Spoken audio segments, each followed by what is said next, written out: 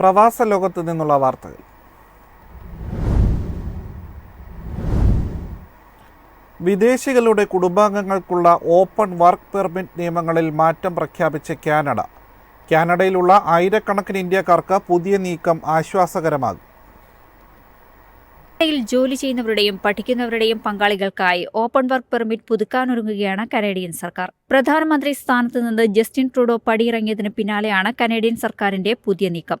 ജനുവരി 21 പുതുക്കിയ open work പെർമിറ്റിനായി യോഗ്യരായ വിദ്യാർത്ഥികളുടെയും വിദേശ തൊഴിലാളികളുടെയും പങ്കാളികൾക്ക് അപേക്ഷിക്കാം.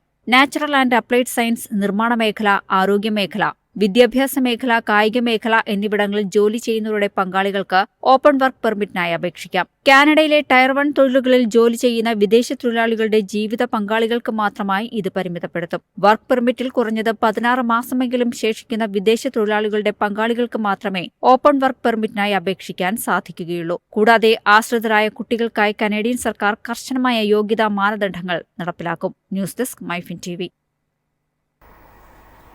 വിദേശികളായ AI പ്രൊഫഷണലുകൾക്ക് UK-യിൽ അവസരം. AI പ്രൊഫഷണലുകളെ ആകർഷിക്കുന്നതിന് UK-യിൽ സർക്കാർ തൊഴിൽ വിസ നിയമങ്ങളിൽ ഇളവ് വരുത്തും. വിദേശത്തു നിന്നുള്ള ഉയർന്ന വൈദഗ്ധ്യമുള്ള ആർട്ടിഫിഷ്യൽ ഇന്റലിജൻസ് പ്രൊഫഷണലുകളെ ആകർഷിക്കുന്നതിനായി UK ഗവൺമെന്റ് വിസ നയങ്ങളിൽ മാറ്റങ്ങൾ വരുത്തുന്നു. സാമ്പത്തിക വളർച്ചയെ പ്രോത്സാഹിപ്പിക്കുന്നതിന് ലക്ഷ്യമിട്ടുള്ള 50 ശുപാർശകൾ പദ്ധതിയിൽ ഉൾപ്പെടുത്തിയിട്ടുണ്ട്. പ്രധാനമന്ത്രി കെയർ സ്റ്റാർമർ പദ്ധതി അംഗീകരിച്ചു.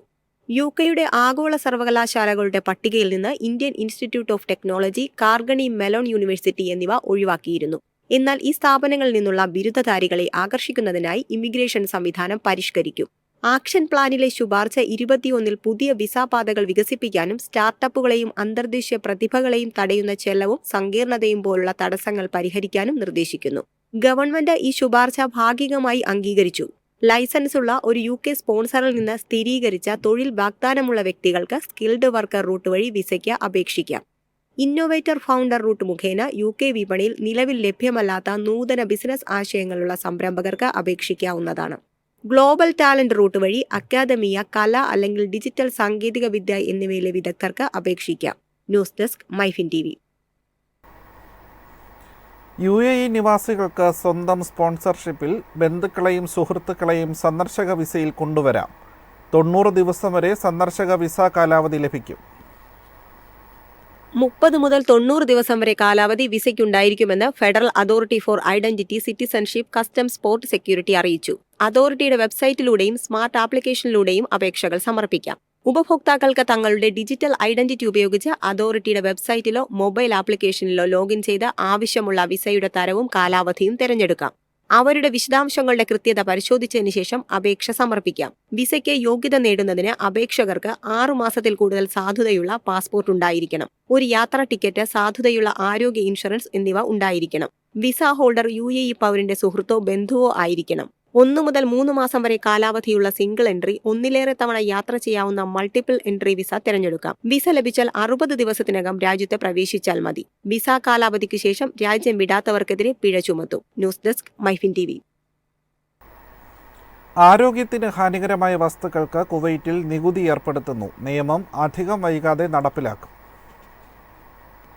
ശീതളപാനീയങ്ങൾ, പുകയില ഉൽപ്പന്നങ്ങൾ എന്നിങ്ങനെ ആരോഗ്യത്തിന് ഹാനികരമായ ഉൽപ്പന്നങ്ങൾക്ക് നികുതി ചുമത്താൻ കുവൈറ്റ് തയ്യാറെടുക്കുന്നു. നിയമനിർമ്മാണം നടന്നുവരികയാണ്. നികുതി ചുമത്തുക വഴി പ്രതിവർഷം 20 കോടി ദിനാർ വരുമാനം ലഭിക്കുമെന്നാണ് പ്രതീക്ഷ. എണ്ണ വിപണിയെ ആശ്രയിക്കുന്നത് കുറച്ച് എണ്ണ ഇതര മാർഗങ്ങളിലൂടെ സമ്പദ് വ്യവസ്ഥയെ വൈവിധ്യവൽക്കരിക്കുന്നതിന്റെ ഭാഗമായാണ് പുതിയ നികുതി ഏർപ്പെടുത്തുന്നത്. സാമ്പത്തിക കാര്യമന്ത്രി നൂറ അൽ ഫസാമാണ് ഇക്കാര്യം അറിയിച്ചത്. News desk MyFin TV. ലോകത്തിലെ ഏറ്റവും തിരക്കേറിയ അന്താരാഷ്ട്ര വിമാനത്താവളമെന്ന റെക്കോർഡ് ദുബായ് അന്താരാഷ്ട്ര വിമാനത്താവളത്തിന്. എയർലൈൻ ശേഷിയിൽ 7% വർധന രേഖപ്പെടുത്തി. ആഗോള ഏവിയേഷൻ കൺസൾട്ടൻസി OAGയുടെ കണക്കനുസരിച്ച് ദുബായ് ഇന്റർനാഷണൽ എയർപോർട്ട് 2024 ഏറ്റവും തിരക്കേറിയ അന്താരാഷ്ട്ര വിമാനത്താവളമായി തിരഞ്ഞെടുക്കപ്പെട്ടു.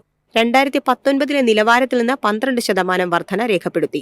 265-ലധികം ലക്ഷ്യസ്ഥാനങ്ങൾ പങ്കിട്ടുകൊണ്ട് ദുബായ് വിമാനത്താവളത്തിനെ ഉന്നത സ്ഥാനത്തെത്തിക്കാൻ എമിറേറ്റ്സും ഫ്ലൈ ദുബായും പിന്തുണച്ചിട്ടുണ്ട്.